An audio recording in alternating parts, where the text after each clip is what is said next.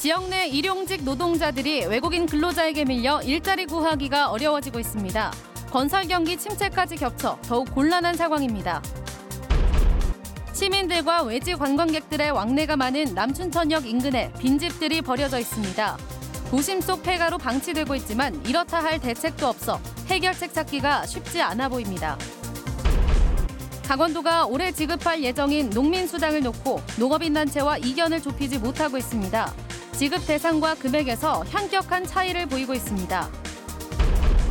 평창 드림 프로그램을 통해 스키를 처음 접한 이른바 드림키즈가 자국의 국가대표 스키 선수로 성장해 다시 평창을 찾았습니다. 시청자 여러분 안녕하십니까? 건설 현장에서 외국인 노동자는 이제 없어서는 안 될 존재가 됐는데요. 공사 현장의 일자리를 외국인 근로자들이 차지하다 보니 정작 지역 내 일용직 노동자들은 설 자리를 잃고 있습니다. 이 때문에 요즘 일용직 노동자들이 그 어느 때보다 추운 겨울을 보내고 있습니다. 김상훈 기자가 새벽 인력 시장을 취재했습니다. 아직 어둠이 짙게 깔린 새벽 6시. 인적이 드문 길가에 인력 사무소만 환하게 불이 켜졌습니다. 기온이 영하 10도 가까이 떨어진 추운 새벽이지만 일용직 노동자들은 두툼한 외투로 온몸을 꽁꽁 싸매고 이곳을 찾습니다. 3-3-5 모여 몸을 녹이는 것도 잠시. 일 배정이 시작되고 일부 사람들이 일터로 향합니다.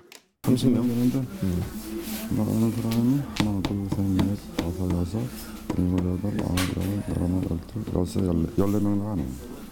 반절만 나가시는 거네요, 그러면 거의? 네.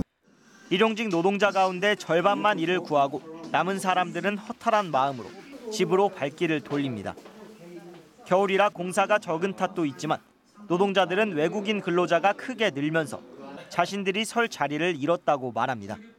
외국인 노동자들이 너무 많아진 거야. 뭐 중국뿐이 아니라 동남아 쪽에서도 오고 이러다 보니까 우리 일들이 점점 줄어드는 거죠. 식당 같은 데 오면에 가면 들어가면 진짜 거의 다 밥 먹는 것도 외국 사람이고 한국 사람은 거의 몇 명 안 돼. 실제로 지난해 10월 말 기준 국내에 등록된 합법적인 외국인 근로자는 51만 명. 이와 별개로 불법 체류자는 38만 명에 달합니다. 도내 대형 아파트 공사 현장에도 외국인 노동자들이 대거 유입돼 지역 취약계층 일자리가 점점 잠식당하고 있습니다. 사람들이 나갈 데가 없으니까 이제 우리는 이제 돌려서 사람들이 나가고 우리 인원이 뭐 한 50명 되는데 지금 나가는 게 뭐 한 15명. 건설 경기 침체 속에 외국인 노동자 비중도 해마다 늘면서 일용직 건설 노동자들은 그 어느 때보다 추운 겨울을 보내고 있습니다. MBC 뉴스 김상훈입니다. 시민들과 외지 관광객들의 왕래가 많은 남춘천역 인근에 빈집 여러 채가 대책 없이 버려져 있습니다. 수년간 도심 속 폐가로 방치되고 있지만 개발 호재도 없고 이렇다 할 개발 계획도 없어 해결책 찾기가 쉽지 않아 보입니다. 백승호 기자가 보도합니다. 남춘천역 인근의 한 골목길. 비좁은 길을 따라 안쪽으로 들어가자 낡고 허름한 집들이 이어져 있습니다. 대문이 굳게 닫혀 있지만 텅 빈 채 인기척이 느껴지지 않습니다. 지붕이 무너져 내려 뼈대만 남은 집도 눈에 띕니다. 담벼락도 심하게 기울어져 곧 쓰러질 듯 위태롭습니다. 보다시피 금방 이렇게 넘어갈 정도예요. 이러다가 여기 사람이 이렇게 지나가다가 다칠 수도 있잖아요. 이곳은 30여 채의 집이 모여 있지만 4가구 정도를 제외하고 전부 빈집입니다. 남춘천 초등학교가 이전하고 유독 이곳만 개발이 안 되면서 도심 속 폐가로 남았습니다. 이곳에서 50여 미터만 걸어가면 남춘천역입니다. 춘천을 찾은 관광객들이 많이 오고 가는 곳에 이런 빈집들이 방치돼 있습니다. 주민들은 대책을 요구하고 있습니다. 구역 정리가 안 되면 힘들으면 뭐 생활도로, 소방도로라도 좀 공평하게 내주면은. 하지만 협소한 면적이 문제입니다. 집은 많은 반면 면적이 크지 않아 개발 호재가 적고 혈세를 들여 도로를 낼 뚜렷한 이유도 없습니다. 때문에 주변과 달리 이곳만 수십 년 전 그대로 방치돼 있습니다. 특단의 대책이 나오지 않는 한 도심 속 폐가는 더욱 황폐화될 전망입니다. MBC 뉴스 백소입니다. 동계 스포츠 저변 확대를 위한 평창의 드림 프로그램이 그 역할을 톡톡히 해내고 있습니다. 11년 전 드림 프로그램에 초청돼 스키를 처음 접한 이른바 드림키즈가 어엿한 자국의 국가대표 스키 선수로 성장해 다시 평창을 찾았습니다. 정다혜 기자가 이들을 만났습니다. 이름이 호명되자 하얀 설원을 거침없이 가로지르는 참가자들. 경사진 코스도 가뿐하게 소화해내며 그동안 갈고 닦은 기량을 뽐냅니다. 어린 시절 평창 드림 프로그램에 참여해 동계 스포츠 선수의 꿈을 품었던 아이들은 훌쩍 자라 자국을 대표해 청소년 올림픽, 스키 세계선수권 등 국제대회에 출전할 만큼 성장했습니다. 11년 전 드림 프로그램에 참여했던 한 선수는 이번 대회에서 상위권인 6위에 올랐습니다. It's because of hard work, dedication and training. Because from Latvia, of course, it's not easy. The same from any of the other countries that are taking part in the Dream program. But yeah, it was great to be invited back. Great to see this place again. 6년 전 드림 프로그램에서 스키를 배운 남아공 소녀는 2022 베이징 겨울올림픽 참가라는 목표를 이루기 위해 평창을 다시 찾아 대회에 참가했습니다. Winter sports is very limited in South Africa because we don't have a lot of snow. At the moment, we only have alpine skiers and a few figure skaters and ice skaters. So the Dream program is definitely a way to introduce more athletes to winter sport. 올해부터 주관을 맡은 평창기념재단은 프로그램에 참여했던 선수들이 프로 선수로 성장할 수 있도록 인재 양성에 힘쓰겠다고 밝혔습니다. 앞으로 홈커밍 선수들을 많이 발굴해서 좀 더 행사를 다양하고 풍성하게 하고 과거 프로그램에 참여했던 드림키즈들이 두각을 나타내면서 평창 유산 사업의 성과에 시민들의 관심이 쏠리고 있습니다. MBC 뉴스 정다혜입니다. 요즘 반려동물을 키우는 가정이 크게 늘고 있는데요. 반려동물을 데리고 버스나 기차를 이용할 때 승차 거부당하는 경우가 많습니다. 반려동물과 함께 대중교통을 이용하는 방법을 알아봤습니다. 배연환 기자가 정리했습니다. 강릉에 사는 홍종복 씨는 최근 불편한 경험을 했습니다. 홍 씨 아들이 키우는 개를 데리고 경기도 성남으로 시외버스를 타고 가려다 승차 거부를 당했습니다. 홍 씨는 어쩔 수 없이 아들의 반려견을 맡아야 했습니다. 성남에서 강릉으로 올 때는 가능했는데 돌아가는 버스편에는 거절당한 겁니다. 케이스라든가 이런 걸 모든 걸 준비를 해서 차를 탑승을 하려고 하는데 차에 탑승을 못하게 거부당하면은 저희들은 이 고객들은 앞으로 이 반려견도 한 가족의 일원인데 그걸 탑승을 못하게 한다 이러면은 고객들은 어떻게 이동을 하라는 겁니까? 반려동물을 키우는 인구가 늘어나면서 대중교통을 이용하는 과정에서 불편을 겪는 경우도 적지 않은 상황입니다. 반려동물과 함께 택시를 타려고 했지만 승차 거부를 당하거나 버스와 기차 등에서 일반 승객의 항의성 민원을 받게 되는 경우도 있습니다. 차가 없이 오시는 분들 많거든요. 학생분들도 계시고. 근데 이제 그렇게 해서 뭐 앱을 이용해서 부르거나 아니면 콜택시를 불렀을 때 막상 탔는데 강아지가 있으면 승차 거부를 당하는 경우가 많아요, 사실은. 그런 반려동물과 함께 대중교통을 이용하기 위해서는 어떻게 해야 할까요? 고속버스와 시외버스의 운송 약관에 따르면 이동 장비에 넣은 크기가 작은 반려동물은 대부분 탑승이 허용됩니다. 기차는 철도안전법에 따라 좌석 또는 통로를 차지하지 않는 크기 이내인 반려동물에 한해 전용 가방 등에 넣어 함께 탈 수 있습니다. 비행기는 국내 항공사의 경우 일반적으로 생후 8주가 지난 개와 고양이, 새와 함께 탈 수 있고 케이지 포함 5에서 7kg 이하일 경우 기내 반입이 가능하고 그 이상은 위탁 수화물로 맡겨야 합니다.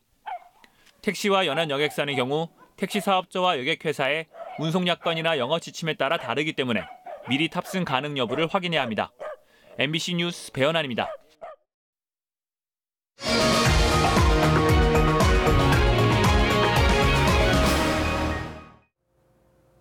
강원도가 올해 지급할 예정인 농민수당을 놓고 농업인 단체와 의견 차이를 좁히지 못하고 있습니다. 강원도는 도내 10만 4천 가구를 대상으로 가구당 월 5만 원씩 연 60만 원 지급을 지시하고 있으나 농업인 단체들은 15만 4천여 명에게 1인당 월 10만 원씩 연 120만 원 지급을 주장하고 있습니다. 농업인 단체는 농업 여건이 다른 시도보다 불리한 데다 여성 노동력에 의존하는 등의 지역 특수성을 반영해달라는 입장입니다. 강원도는 이에 따라 내일 오전 10시 도내 농업인 단체들과 간담회를 갖고 조율에 나설 예정입니다. 춘천시의 학교 급식 정책 결정이 늦어져 학교 현장에서 혼란을 겪고 있습니다. 춘천시는 올해부터 초중고 학교 급식 식재료를 지역 먹거리 통합지원센터를 통해 공급할 계획을 갖고 오늘 춘천시 농업기술센터에서 학부모와 영양교사 등으로 구성된 사전 점검단 1차 회의를 열었습니다. 이 자리에서는 모든 학교에서 전면 시행할지, 단계적으로 시행할지, 또 식재료 분량에 대한 개선책을 어떻게 마련할지 등에 대한 춘천시의 명확한 결정이 제시되지 않아 학교 급식 준비에 어려움을 겪고 있다는 현장의 목소리가 이어졌습니다. 어제 민선 첫 강원도 체육회장 선거에 이어서 각 시군 체육회장 선거가 오늘 시작됐습니다. 춘천 스카이 컨벤션 웨딩홀에서 치러진 춘천시 체육회장 선거에서는 4명의 후보 가운데 문병용 후보가 46표를 얻어 신은철 후보의 1표 차이로 당선됐습니다. 단독 출마가 확정된 화차는 선거 없이 무투표 당선이 결정돼 당선증이 교부됐습니다. 이에 따라 오늘 도내 15개 시군의 신임 체육회장이 결정됐습니다. 강원 도내 첫 수소 충전소가 춘천 휴게소에 주성됩니다. 춘천시와 국토교통부, 한국도로공사 등은 오늘 춘천시청에서 수소 충전소 구축 협약식을 갖고 올해 7월까지 30억 원을 들여 춘천 휴게소에 수소 충전소를 구축하기로 했습니다. 충전 용량은 1시간에 5대 충전이 가능한 용량이며 충전 시간은 5분 정도입니다. 춘천시는 수소 충전소가 구축되면 전국의 수소차 이용자가 지역을 많이 찾을 것으로 기대하고 있습니다. 4.15 총선에서 춘천 분구 가능성이 높아지며 춘천 지역구 출마 선언이 잇따르고 있습니다. 육동한 강원연구원장은 오늘 오후 국회에서 더불어민주당 입당식을 갖고 춘천 지역 총선 출마를 선언했습니다. 유 원장은 낡은 정치, 막말 정치, 선동 정치를 희망 미래의 정치로 바꾸기 위해 입당을 결심했다고 밝혔습니다. 현재 춘천에 출사표를 던진 예비 후보자는 더불어민주당 허영, 자유한국당 강원도당 강대규, 정의당 강원도당 엄재철, 국가혁명 배당금당 한준모 등 8명으로 모두 11명이 예비 후보 등록을 마친 상태입니다. 하지만 춘천 분구를 전제로 출마 선언을 하는 인사들이 계속 나오고 있어 춘천 선거구 경쟁률은 계속 높아질 전망입니다. 양구에서 내금강을 연결하는 신금강산선 철도 건설을 위한 포럼이 오늘 오후 국회의원 회관에서 열렸습니다. 이 자리에서 강원연구원 김재진 연구위원은 양구에서 내금강을 잇는 59.6km의 신금강산선은 과거 금강산선 철도에 비해 북측 통과 지역이 짧고 사업비도 적어 북측과의 협상과 경제성 측면에서 유리하다고 밝혔습니다. 또 신금강산선 철도는 향후 동서고속철도, 동해선철도와 함께 내금강 지역 순환철도망이라는 의미가 있다며 정부의 4차 국가철도망 구축 계획에 반드시 반영돼야 한다고 강조했습니다. 오늘 도내 곳곳에서 차량 화재가 잇따라 발생했습니다. 오늘 오후 1시 20분쯤 양구군 동면 팔랑리 동산령 터널 입구를 달리던 1톤 트럭에서 불이 나 차량을 모두 태우고 10분 만에 꺼졌습니다. 이보다 앞선 오전 11시 40분에는 홍천군 두촌면 장남리의 한 도로에서 굴삭기에 불이 나 차량이 모두 불에 탔습니다. 또 오전 7시 50분쯤에도 인제군 인제읍에서 시동을 걸어둔 25톤 트럭 엔진 쪽에서 불이 나 차량 일부를 태웠습니다. 강원형 청년 일자리 참여자 1,000명에게 1인당 30만 원씩 자기개발비가 지원됩니다. 강원도는 올해 강원형 청년 일자리 정착 지원 사업 참여자 1,000명에게 개인 역량 강화를 위해 1인당 30만 원 범위에서 자기개발비를 지원한다고 밝혔습니다. 자기개발비 지원 사업은 지난해 시범 사업으로 시작해 올해 지원 범위가 더 확대됐습니다. 자기개발비는 직무와 관련된 자격 취득, 도서 구입, 자격증 응시 수수료 등으로 사용이 가능합니다. 지난달 강원도 내 고용률은 11월에 비해 크게 낮아졌으나 1년 전에 비해서는 증가한 것으로 나타났습니다. 강원지방통계지청에 따르면 지난달 강원도 고용률은 58.2%로 1년 전 같은 기간에 비해서는 1%포인트 상승했습니다. 그러나 11월에 비해서는 5.8%포인트가 급락한 것으로 분석됐습니다. 한편 지난달 도내 취업자는 76만 명으로 1년 전에 비해 15,000명 증가했습니다. 뉴스를 마칩니다. 시청해 주셔서 고맙습니다.